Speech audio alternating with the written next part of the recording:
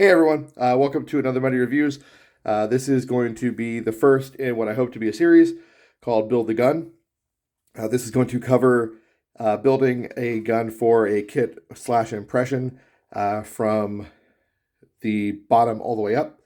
So I'm going to be showing these guns off as their base model and then build them up all the way through completion.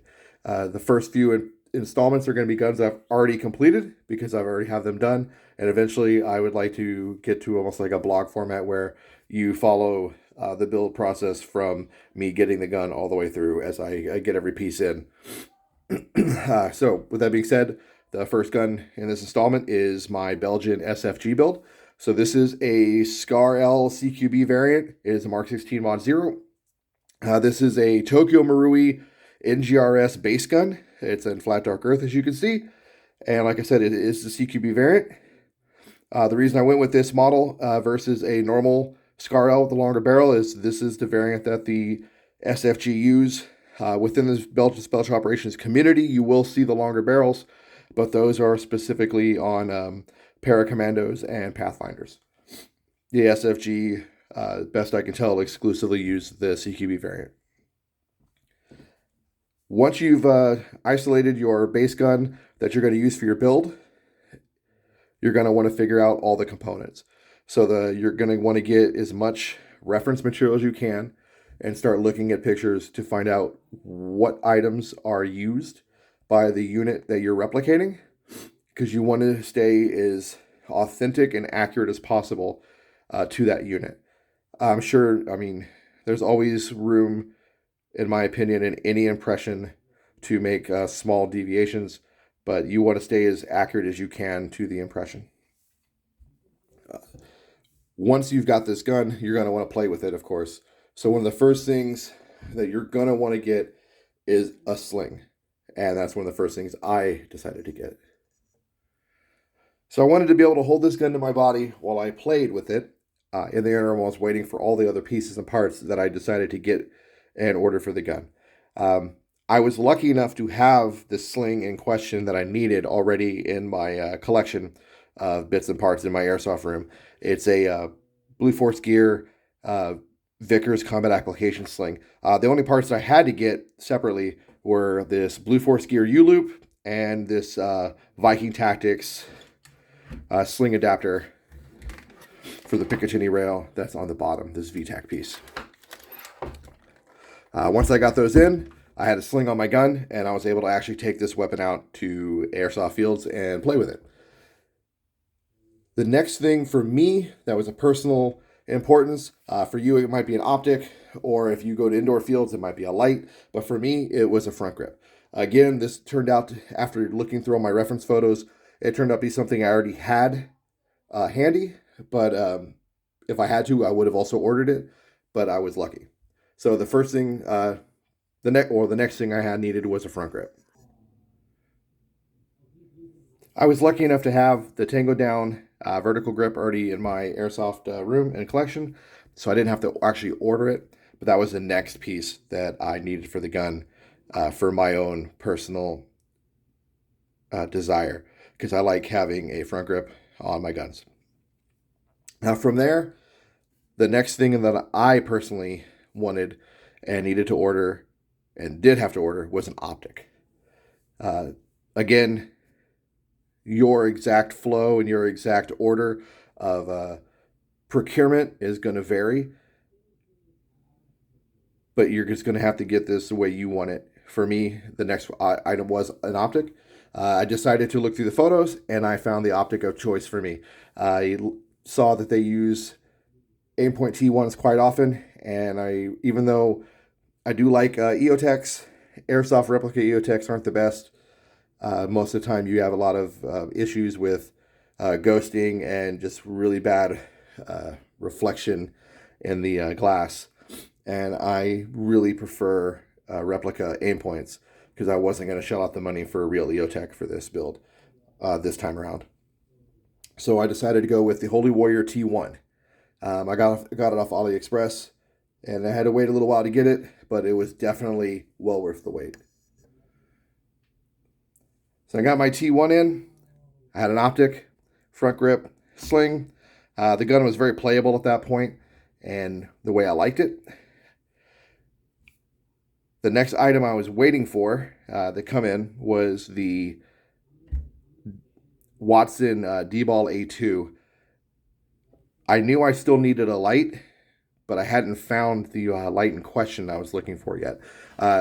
While searching and scrubbing photos, the light that I was looking for was a nice replica of the Surefire M952V, and I hadn't quite found one, but I did find the D-ball I was looking for, so that was the next item that I was waiting to come in, and that's what I decided to go with next. At this point, I've now got the DBAL-A2, I've got the T1, I've got the sling, I've got the grip. The gun is starting to really come together. It's looking hella nice. You know, I'm definitely following the first rule, which is look cool, and I'm feeling it. While digging through photos, I do notice that I see suppressors a lot. And I decided to figure out what suppressor is the common suppressor, and it turns out it's a Rotex-V. Do my digging, and I find a nice copy being made by Angrygun.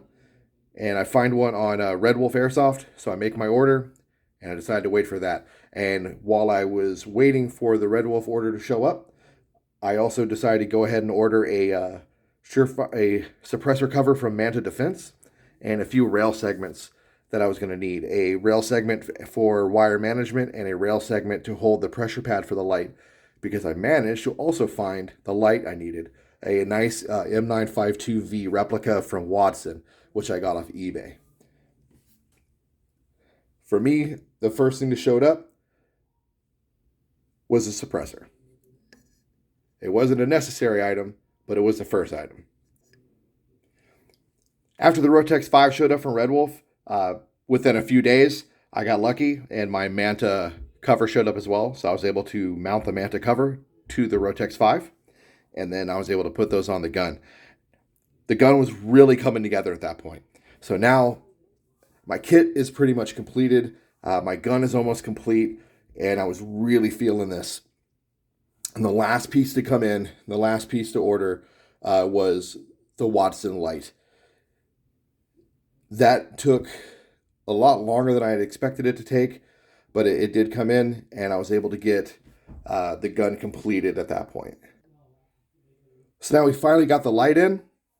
Got the light put on the gun, and now the gun is looking fabulous. I've definitely followed the first rule, which is looking cool, looking hella Belgian SFG, and the build is gorgeous.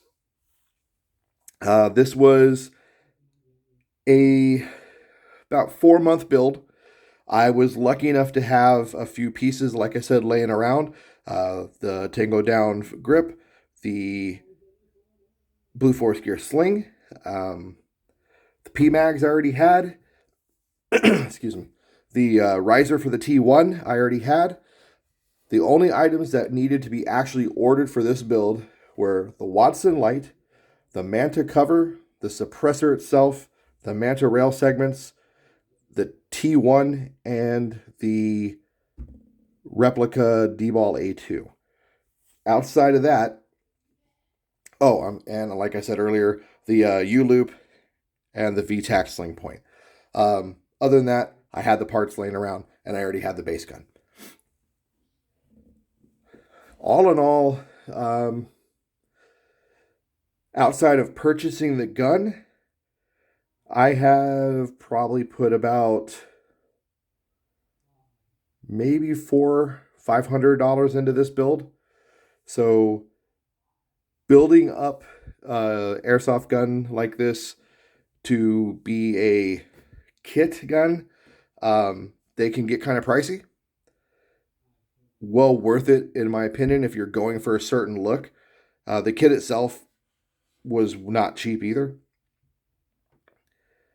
These are a lot of fun to do. If this is something you're looking to do or you're looking to get into, I highly recommend it. They're great. Things I would change and things I do plan on changing is the light. So the light is WADSN trademarked. I would like to change it to a Surefire trademark just to kind of look the part with everything else that's on here. between the real parts that I have and the other replica parts that are actually trademarked. It would just look better. Not necessary, but it would just look nice. It's little details like that that kind of set these builds apart. And that's kind of what you're going for when you're doing something like this. You're going for the little details. You're going for the small things that are going to make it slightly more accurate. The Manta Suppressor cover wasn't necessary. Neither was the suppressor.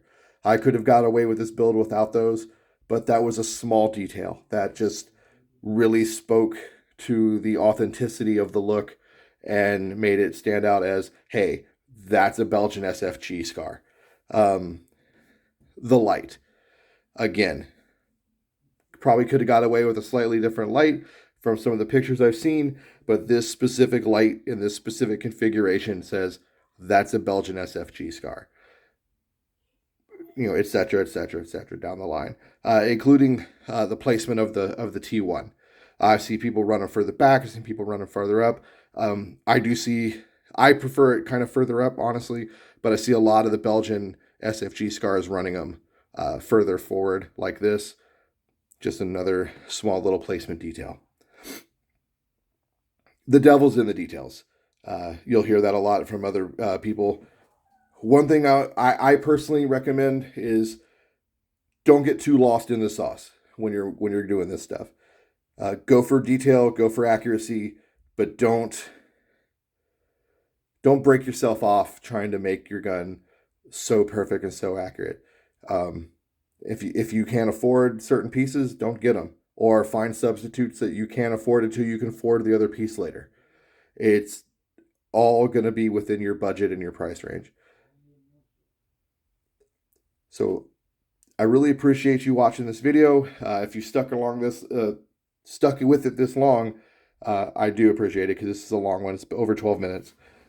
If you have any questions about any specific items on this gun and this build, let me know. Leave me a comment in the comment section, and I will speak on the specific items you're asking about. A few of the things on here I've never actually done a standalone video on, such as the Holy Warrior T1 and this WADSN M952. So expect standalone videos for both those items in the near future.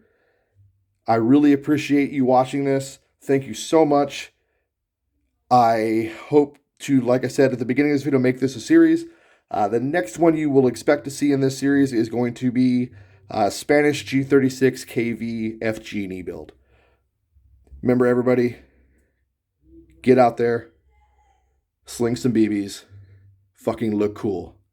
Take care.